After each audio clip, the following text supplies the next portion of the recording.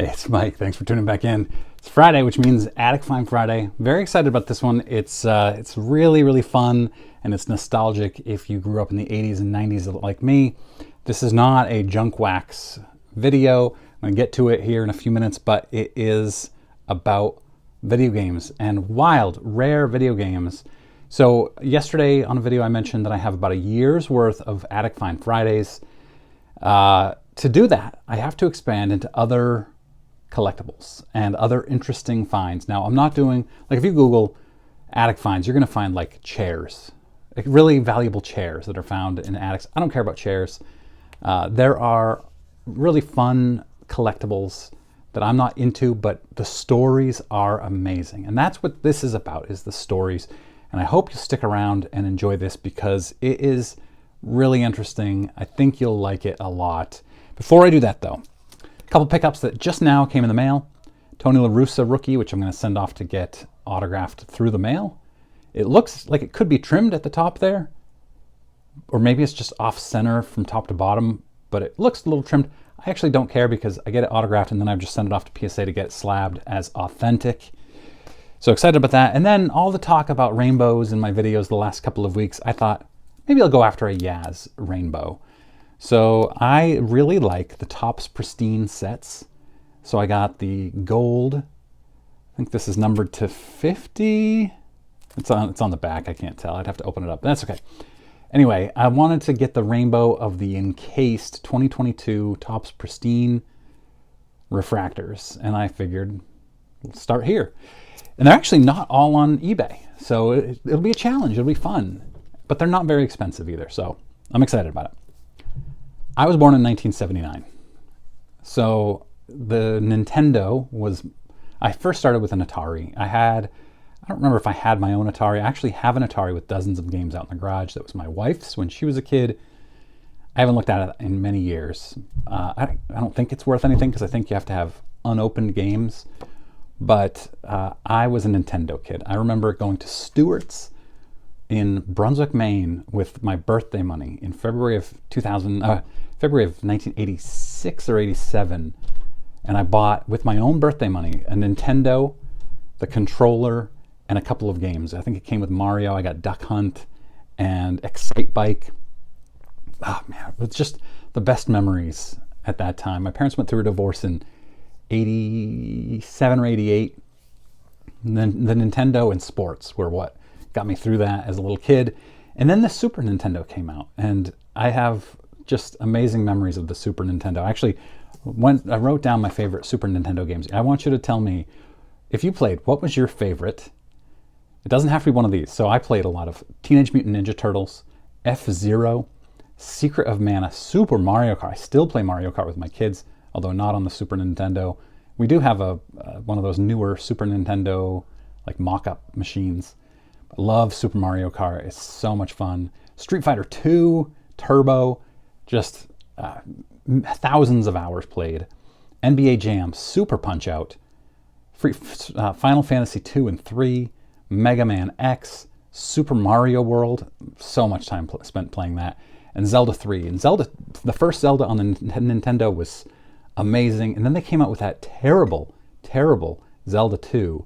Zelda 3 made up for it. And I really encourage you to go to YouTube. You're on YouTube. Not right now, but wait until you're done here. And look up the music, or look up like a run-through of Zelda 3. The music brought me back to the early 90s magically. It's so cool. So, Super Nintendo. And if you remember correctly, the PlayStation, Sony PlayStation, came out in 1994 with a CD-ROM that, you probably are very familiar with that. But what you didn't know is that the Nintendo PlayStation almost happened. I wasn't aware of this until recently. You probably weren't either, although it became big about 8 years ago when somebody found this in his father's attic. So here's the story. And the story came to me via Business Insider. In the late 80s-ish, maybe around 1990 or so, Nintendo was looking to expand their Super Nintendo with a CD-ROM drive. They had it was starting to see some declining popularity, and they wanted to improve their technology and go into CD-ROMs. they were seeing increasing competition from Sega Genesis. Now, I was a Nintendo family. I had neighbors and friends who were Sega Genesis families. I was always jealous of them because they had some games that I loved to play on the Sega Genesis, but I also loved my Nintendo. My daughter's home from school and baking banana bread and going crazy upstairs. The Sega Genesis was really cool. It had some awesome games. I think, was that where Sonic the Hedgehog was? I would always go over to a friend's house and play that, and then we'd go over to my house and play Super Mario Kart. So were you a Sega Genesis family, or were you a Super Nintendo family? That's important too. Let me know in comments about that too. Sega, rumor had it, had a CD-ROM planned for their next iteration. So Nintendo started talking to Sony, and Sony had to actually built the pieces inside the Super Nintendo. So some of the internals of the Super Nintendo, and made a really tidy return on investment for that. And so they wanted to get into the actual console business with their own. So they came to an agreement to build a prototype together. And I've got pictures of the prototype because it was found. The 200 of those prototypes were created and then ultimately destroyed. And so if you look at the prototype here, you can see that the only place the Nintendo branding is on the controller. And the controller is actually the original Super Nintendo controller, probably because they said, for the prototype, let's just put the Super Nintendo controller in and prove that it can be done.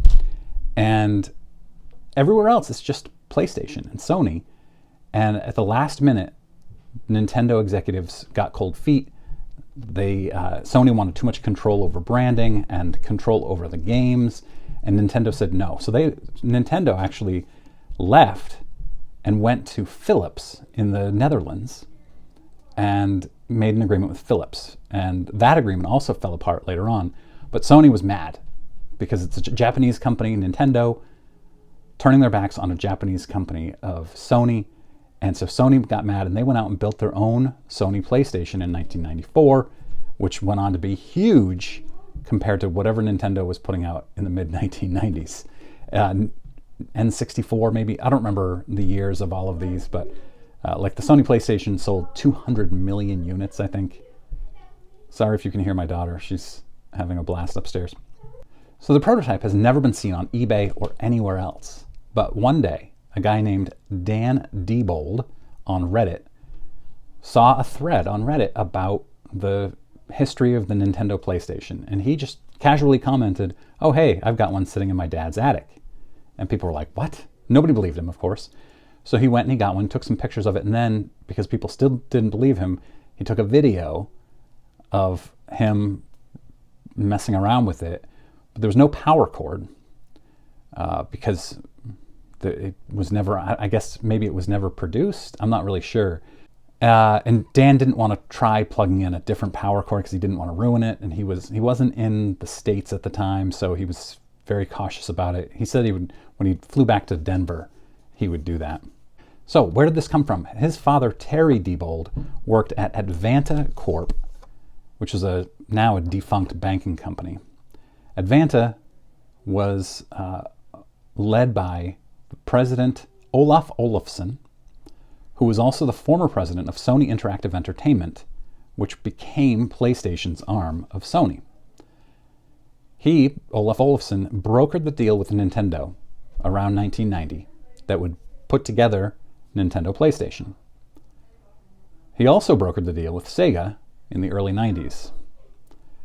When Advanta went out of business in 2009, Terry Diebold, the father of Dan, was tasked with disposing of company resources, but he took one box home that had the prototype.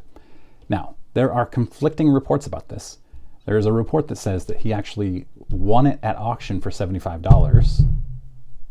Sorry.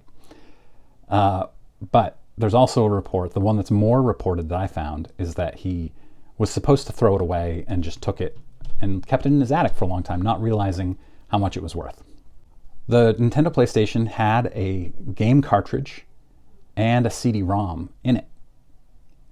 The cartridge was a Super Famicom cartridge. Famicom was the Japanese Super Nintendo, that's what it was called. Famicom is a portmanteau of family and computer. So family computer, effectively. The cartridge is dated 10/6/92, which, depending on what dating methodology used, was either October 6th, 1992 or June 10th, 1992. There were a lot of questions about the validity of this, even well after he produced this. On Reddit, there were some questions about the fact that the controller only has Nintendo branding, or the only thing that has Nintendo branding is the controller. Everything else is Sony, but it actually makes sense based on what I told you that Sony wanted full control over a lot of things that had to do with this. And eventually, ultimately, a professional tinkerer named Ben Heckendorf replaced a few things inside and then basically jiggled some things and got this to work. So pretty cool. It is legit. Now, Diebold, whose father was broke, he said, decided to sell it, and the father claimed before, when he put it up for auction, that he turned down an offer for $1.2 million. So we've talked about this before. Why would somebody turn down a big offer, $1.2 million? Probably because either they didn't really have that offer and they were trying to pump up the auction, or because they didn't trust that the person who was offering it had that money or was really going to pay it. But ultimately, he sold it just before the pandemic shut down America, March 6th, 2020, for $360,000. So pretty awesome. A prototype never before seen, and is probably the only one in existence, the only one that anybody knows about, sold for $360,000 at auction on Heritage Auctions. Yeah. What do you think about these things? Is this a cool Attic Find Friday? I think I will do one baseball card Attic Find Friday and then a other collectibles. And you and I will learn about these together, because I learn a lot about this. And I think it's fun. It's fun story time, and I'd love to get a year out of these. If I could end this at the end of this year, I'd be so happy to get that many out of these. If you're new here, click that subscribe button. I do Attic Find Fridays every single Friday, and pretty much daily sports card content, 4 to 5 times a week. I appreciate it. Hope you guys have a great weekend.